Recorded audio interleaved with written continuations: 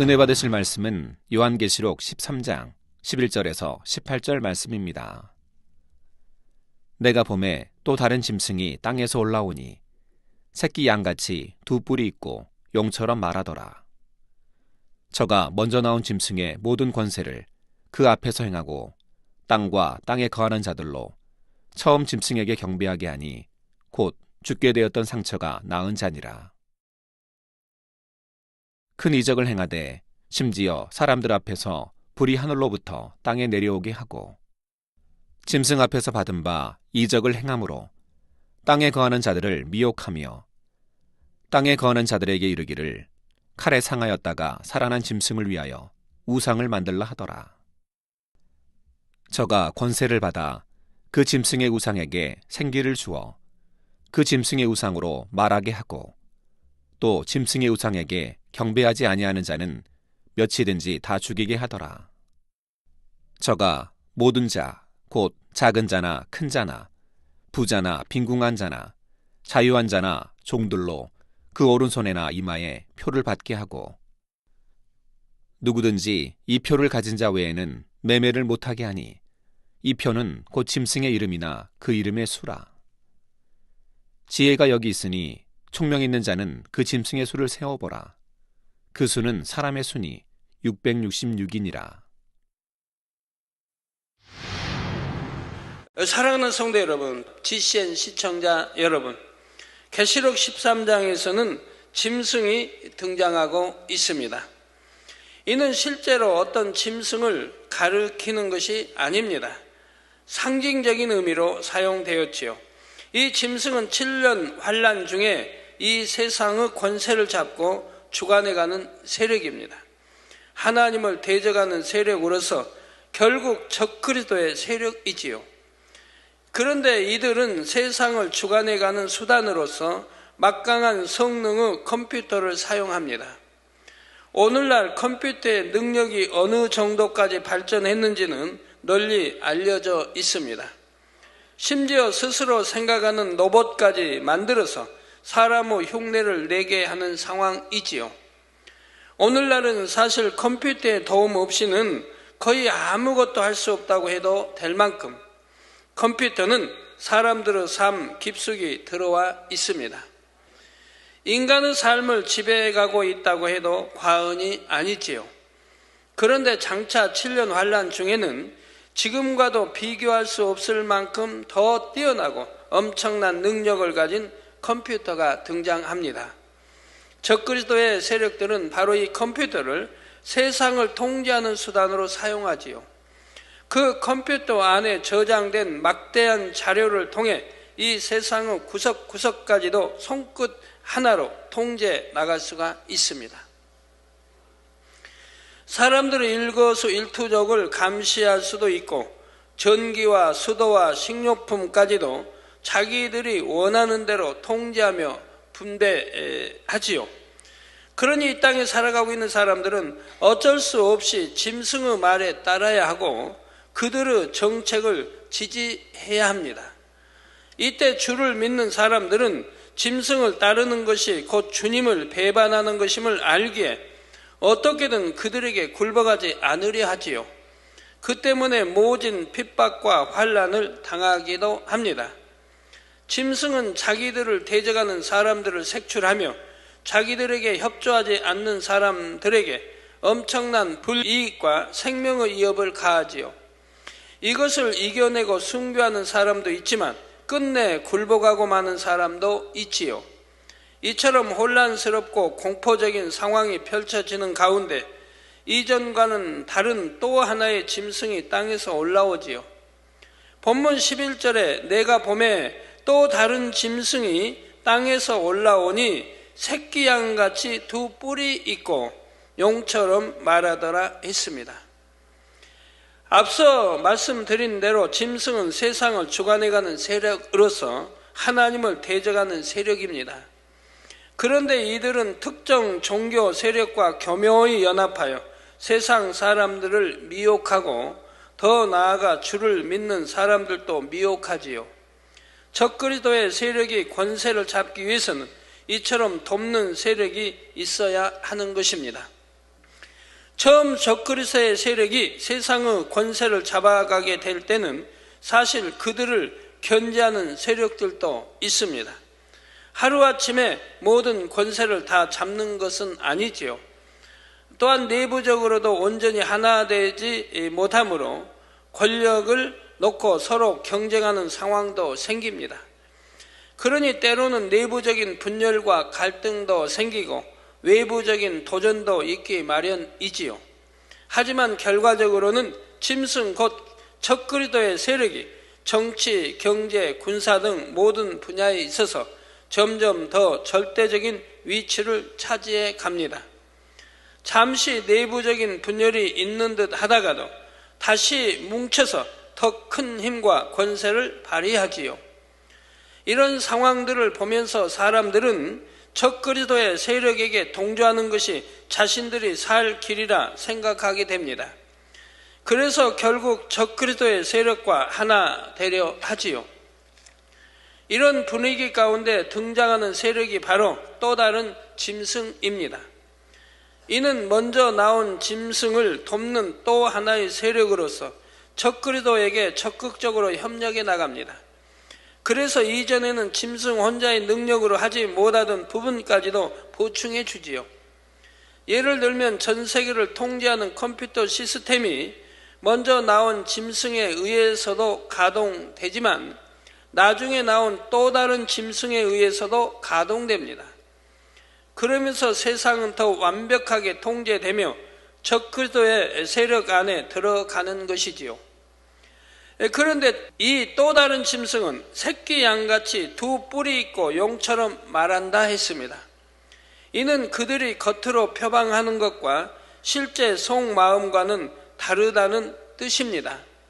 겉으로는 세계의 평화와 안정을 위해 자신들이 돕고자 나서는 것이라 하지만 실제로는 그들 역시 용, 즉 적그리스도의 세력이지요. 그러니 그들의 말을 들어보면 역시 하나님을 대적하는 말들이며 참남한 말들이라는 사실입니다. 먼저 나온 짐승이 종교 세력과 연합하여 진리를 교묘히 변질시키며 사람들을 미혹했듯이 또 다른 짐승도 겉으로는 정의를 외치지만 속에는 하나님을 대적하는 온갖 불의와 불법이 가득하지요. 12절에 저가 먼저 나온 짐승의 모든 권세를 그 앞에서 행하고 땅과 땅에 거하는 자들로 처음 짐승에게 경배하게 하니 곧 죽게 되었던 상처가 낳은 자니라 했습니다. 또 다른 짐승의 정체가 드러나는 장면입니다. 나중에 나온 짐승도 먼저 나온 짐승이 가진 권세와 능력을 가집니다. 물론 결국은 다 하나의 목적을 가진 세력이지만 겉으로 볼 때는 마치 다른 세력처럼 보이지요. 그래야 사람들로부터 인정과 지지를 받기 때문입니다. 예를 들어 A라는 사람이 B라는 사람을 지지합니다. 그런데 만약 A와 B가 사실은 같은 편이다, 이런 사실이 알려지면 어떨까요? 사람들은 결국 같은 편이니까 저러는 거지 하며 A와 B 둘 모두를 신뢰하지 못할 것입니다. 그런데 B와는 전혀 상관없어 보이는 A가 B를 적극 지지하고 나선다면 사람들은 그 말에 신뢰를 가지게 되지요. 더욱이 A라는 사람이 능력도 있고 그만큼 훌륭한 사람이라면 더 그럴 것이고요. 이와 마찬가지로 또 다른 짐승 역시 큰 힘과 능력을 가진 세력입니다. 그런 그들이 먼저 나온 짐승을 지지하며 적극 협력해 나가는 것이지요.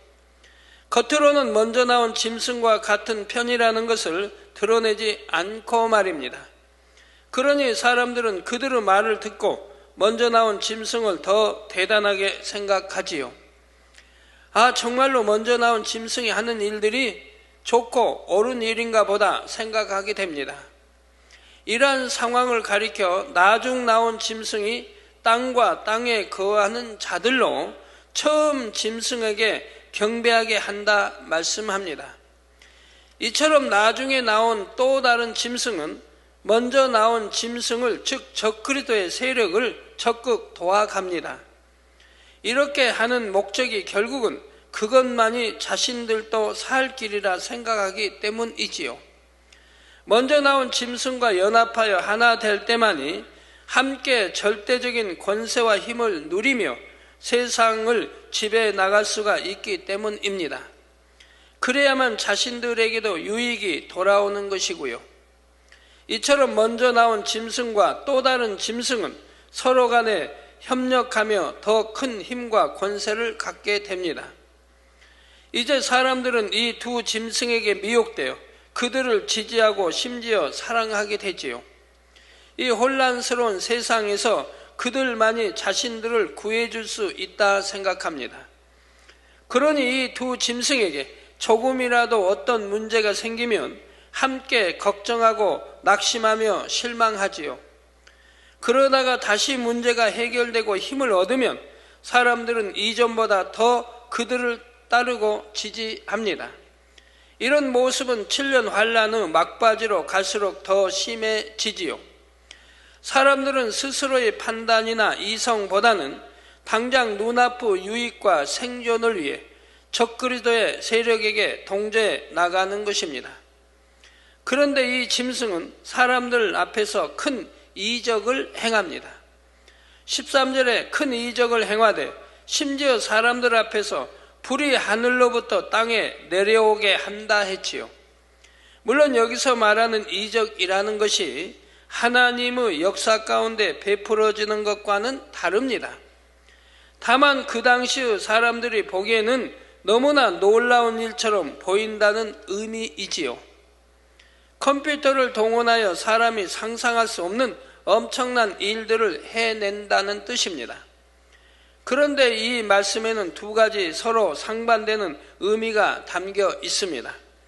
하늘로부터 불이 땅에 내려오게 한다는 것은 첫째로 하늘로부터 쏟아지는 무기들입니다. 적그리스도의 세력은 막강한 군사력까지 갖추고 세상을 통제해 나간다 했지요.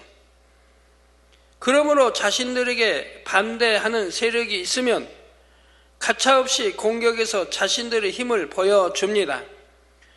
가공할 만한 무기들이 동원되어 하늘에서 엄청난 불과 폭탄을 쏟아내지요.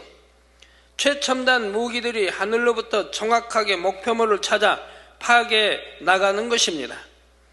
이러한 사실들을 보면서 사람들은 두려움과 공포에 떨게 되고 점점 더 짐승 앞에 굴복해 나가게 되지요.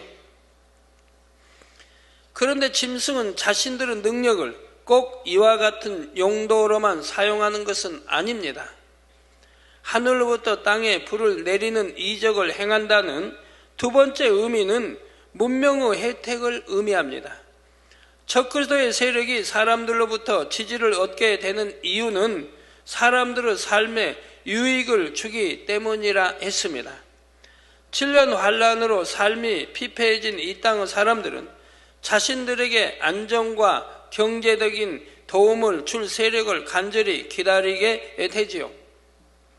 이때 적그리스도의 세력이 막강한 경제력과 군사력을 배경으로 등장하여 사람들의 삶을 통제해 나가는 것입니다. 대신 사람들 편에서는 질서의 안정과 경제적인 혜택을 누리게 되지요. 그러므로 적그리스도의 세력은 사람들에게 계속해서 자신들의 능력을 보여주며 그들의 마음을 사로잡으려 합니다. 이처럼 능력 있는 자신들을 따를 때만이 갖가지 혜택과 안정을 누릴 수 있다는 것을 보여주려는 것이지요. 그래서 적그리스도의 세력은 발달된 기술력을 바탕으로 사람들에게 문명의 혜택을 제공합니다. 그 당시의 상황으로는 사람들이 도저히 꿈도 못 꾸던 일들을 적그리스도의 세력이 실현해 주는 것이지요. 예를 들면 그때는 개인이 컴퓨터를 사용하는 것이 극히 불가능한 상황이 됩니다.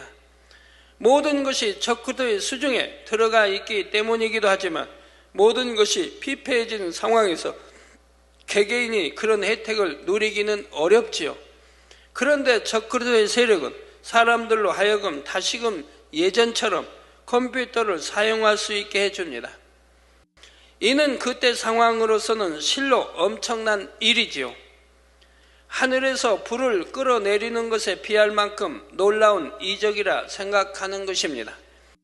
14절에 짐승 앞에서 받은 바 이적을 행함으로 땅에 거하는 자들을 미혹하며 땅에 거하는 자들에게 이르기를 칼에 상하였다가 살아난 짐승을 위하여 우상을 만들라 하더라 했습니다. 앞서 말씀드린 대로 7년 환란 중에 이 세상을 주관하는 적그리도는 자신들의 힘으로 사람들에게 많은 것을 보여줍니다. 당시 이 땅에 남은 사람들은 주님을 믿지 않았던 사람들과 주님을 알았어도 불법을 행하던 사람들입니다. 그러니 이러한 대다수의 사람들은 적그리도의 세력을 따르게 되지요. 그나마 이런 가운데에서도 주님을 믿는 극소수의 사람들이 남아 있는데 짐승은 이러한 사람들까지도 미혹하려 합니다. 발달된 과학 문명과 자신들의 능력을 내세우며 하나님이 어디 있느냐, 우리만이 바로 너희를 구원해 줄 수 있다, 우리를 믿고 따르라, 이런 주장들을 해 나가지요. 계속적으로 반복하며 쇠뇌해 나갑니다. 그러면서 믿는 사람들까지도 점점 하나님을 대적하며 진리를 떠나 불법 가운데 살도록 만들지요.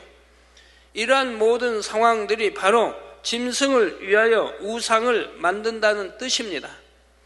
우상을 만든다는 것이 꼭 눈에 보이는 특정한 형상을 만드는 것만을 의미하는 것이 아니지요. 하나님을 대적하는 적그리도의 세력을 미화하여 그들을 따르게 하고 지지하며 그들의 주장대로 순종하게 만드는 것이 바로 우상을 만드는 것과 같다는 사실입니다. 그런데 왜 칼에 상하였다가 살아난 짐승이라 표현한 것일까요? 칼은 싸움을 위한 무기로서 악한 곳에 사용되는 것을 의미합니다. 따라서 칼에 상하였다가 살아난 짐승이란 지금 발달된 과학 문명과 지식이 악한 목적으로 잘못 사용되고 있다는 의미이지요. 짐승은 자신이 가지고 있는 능력을 자신을 반대하는 사람들을 핍박하며 죽이는데 악한 목적으로 사용하고 있는 것입니다. 적그리도의 세력도 때로는 위기를 맞고 도전을 받는 상황들도 있습니다. 하지만 그럴 때마다 반대 세력들을 무참히 짓밟으며 다시 더 강한 세력으로 나오지요. 그러면서 적그리스도는 더 큰 지지를 받게 되고 마침내는 사람들로부터 순종과 숭배를 받는 우상의 자리에 서게 됩니다. 이어지는 15절에 저가 곧 또 다른 짐승이 권세를 받아 그 짐승의 우상에게 생기를 주어 그 짐승의 우상으로 말하게 하고 또 짐승의 우상에게 경배하지 아니하는 자는 몇이든지 다 죽이게 하더라 말씀합니다. 우상의 본색이 드러나고 있지요. 사람들 앞에 우상처럼 서게 된 적그리도는 입버릇처럼 하는 말이 있습니다. 세계는 하나라는 것이지요. 이러한 표현을 내세우며 결속과 단합을 강조해 나갑니다. 그러면서 이처럼 하나 되기 위해 필요한 여러 가지 방법들을 제시해 나가지요. 그리고 이것은 말로만 끝나지 않습니다. 그들에게는 그만한 힘과 권세가 있지요. 바로 우상에게 생기를 주었다는 것이 이처럼 그들에게는 막강한 힘과 권세가 주어지게 된다는 의미입니다. 그런데 이런 가운데서도 적그리스도의 주장에 반대하는 세력도 있습니다. 자기 유익에 맞지 않기 때문에 반발하는 세력들도 있지만 주로 주님을 믿는 사람들이 반대하게 되지요. 그러면 적그리스도의 세력은 세계의 매스컴과 홍보 수단을 동원하여 자신들을 반대하는 세력을 궁지로 몰아갑니다. 우리는 세계의 평화와 안정을 위한다. 환경의 회복과 더 많은 문명의 혜택을 위해 우리는 최선을 다하고 있다. 이러한 우리에게 반대하는 것은 결국 전 세계가 하나 되려는 노력을 방해하는 것이다. 세계 모든 사람들을 반대하는 행위이다. 이렇게 선전해 나가는 것이지요. 그리고 반대하는 세력들이 하는 행동은 모두가 테러와 같은 위협으로 간주합니다. 그런데 이러한 주장이 통한다는 사실입니다. 사람들은 정말로 적그도에 반대하는 세력들을 세계 평화와 안정을 위협하는 세력으로 간주하지요. 적그리스도의 세력은 바로 이러한 지지를 얻기 때문에 자기들에게 반대하는 사람들을 핍박하고 죽일 수가 있는 것입니다. 바로 이때 믿는 자들에 대한 더 혹독한 박해와 순교가 일어납니다. 그런데 적그리스도의 세력들은 자신들의 목적을 이루기 위해 아주 치밀한 수단을 동원합니다. 그것이 666표이지요. 16절 18절에 저가 모든 자 곧 작은 자나 큰 자나 부자나 빈궁한 자나 자유한 자나 종들로 그 오른손에나 이마에 표를 받게 하고 누구든지 이 표를 가진 자 외에는 매매를 못하게 하니 이 표는 곧 짐승의 이름이나 그 이름의 수라. 지혜가 여기 있으니 총명 있는 자는 그 짐승의 수를 세어보라. 그 수는 사람의 수니 666인이라 했습니다. 이 666표에 대해서는 기독교인이든 아니든 대다수 사람들이 아마 한 번 이상은 들어보았을 것입니다.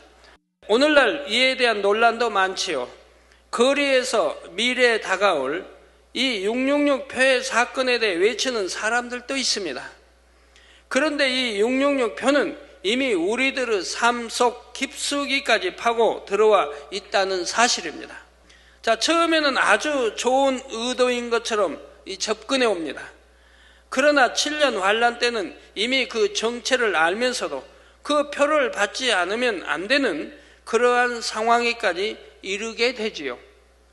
그렇다면 666표란 무엇일까요?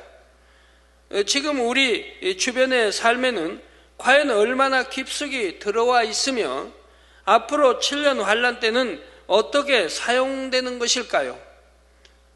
여기에 대해서는 다음 시간에 살펴보도록 하겠습니다.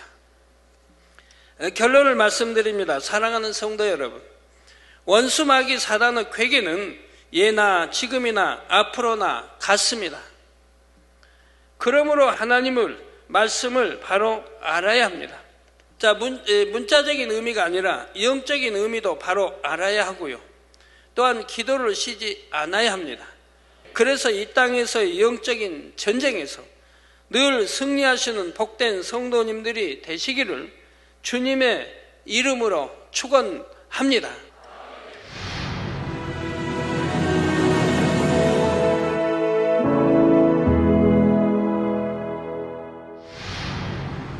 할렐루야. 전능하신 사랑의 아버지 하나님, 이 시간 기도받는 모든 성도님들 위해 안수하여 주옵소서. GCN 방송 시청자들이 인터넷과 화상을 통해 기도받는 지교회와 지성전 그리고 전세계 하나님의 자녀들 위에도 시공간을 초월하여 역사하여 주시기를 원합니다. 믿어지는 믿음을 주시고 부정적인 생각과 의심의 세력을 물리쳐 주옵시며 모든 시험 환난도 물리쳐 주옵소서. 머리부터 발끝까지 오장육부 뼈 마디마디 온몸의 신경 조직 세포 등 아픈 곳마다 성령의 불로 태우시고 근본의 빛으로 역사하여 주옵소서. 예수 그리스도의 이름으로 명하노니 원수마귀 사단 모든 질병 균 연약함아 물러가라. 빛이 여임하라. 모든 불치 난치병도 성령의 불로 태워 깨끗하게 역사하여 주옵소서. 말라리아를 비롯한 모든 풍토병도 물리쳐 주옵소서. 깨끗함을 입을지어다. 감기, 기침, 열, 몸살, 독감 등 각종 유행성 질병도 다 물러가라. 어떠한 유행성 질병 균도 틈타지 않게 지켜 주옵소서. 위암, 폐암, 간암, 유방암, 자궁암, 대장암, 피부암 등 각종 암과 에이즈, 백혈병, 뇌졸중, 고혈압, 저혈압, 심장병, 폐병, 위장병, 당뇨, 부인병, 피부병, 갑상선 질환과 모든 염증도 깨끗게 하여 주옵소서. 소아마비, 중풍, 관절염, 디스크도 온전케 하여 주옵소서. 요통, 두통, 신경통을 비롯한 모든 통증은 사라질지어다. 간질, 자폐증, 우울증, 조울증, 노이로제 등 모든 정신질환도 물러가라. 모든 마비된 것도 풀어지고 일어나 걷고 뛸지어다. 눈도 잘 보이게 하옵시고 귀도 잘 들리게 하여 주옵소서. 소경은 눈을 뜨고 기머거리는 들으며 벙어리는 말할지어다. 각종 사고, 후유증도 깨끗게 하시고 부러진 뼈도 붙여 주옵소서. 화상 입은 것도 온전케 하옵소서. 화기야 물러가라. 열도 물러가라. 아버지, 흉터도 나지 않게 역사해 주시기를 원합니다. 마약을 비롯하여 각종 약물과 독극물 중독도 깨끗함을 입을지어다. 죽은 신경과 세포가 살아나며 죽은 자도 살아나게 하여 주옵소서. 잉태의 축복도 주시기를 원합니다. 잉태 축복을 받으라. 예수 그리스도의 이름으로 명하노니 원수마귀 사단아, 하늘 공중 곳에 잡은 악의 영들아 물러가라. 그의 사자들도 물러갈지니라. 이 땅의 악한 영, 더러운 영, 거짓되고 간사한 영, 이간질하고 미혹하는 모든 어둠들은 물러가라. 모든 흉악의 결박을 풀고 어둠아 물러가라. 빛이여 임하라. 아버지 하나님, 부르짖어 기도할 수 있는 능력을 주시고 죄를 버리고 성결될 수 있는 능력을 주옵소서. 영혼이 잘됨같이 범사에 잘되게 하시고 가정의 복음화도 이루어 주시길 원합니다. 한 주간도 모든 사고와 재앙으로부터 지켜주시고 불통이 없는 형통한 삶을 살 수 있도록 축복해 주옵소서. 성령의 불담으로 천군 천사와 주님의 불꽃 같은 눈동자로 모든 하나님의 자녀들과 가정, 일터, 사업터를 지켜주시기를 원합니다. 학생들에게 지와 명철을 더하시고 공부도 할 수 있는 뜨거운 마음과 열정도 더하여 주옵소서.